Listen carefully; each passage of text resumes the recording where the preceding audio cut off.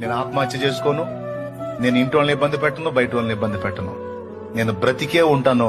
నా దేవుడు నా పక్షాన కదిలేంత వరకు ఆయనకే మర్ర పెడతాను. తిడితే తిట్లు తింటాను, కొడితే దెబ్బలు తింటాను, నా ముఖం మీద ఊస్తే ఊపించుకుంటాను. ఎందుకంటే ఇవన్నీ నాకు సాక్ష్యాలు చేస్తానన్నాడు నా దేవుడు. ఇవన్నీ నాకు సాక్ష్యాలుగా నిలబెడతానన్నాడు నా దేవుడు. నేను ఆ మాట నమ్ముతా, యేసయ్య మాట నమ్ముతా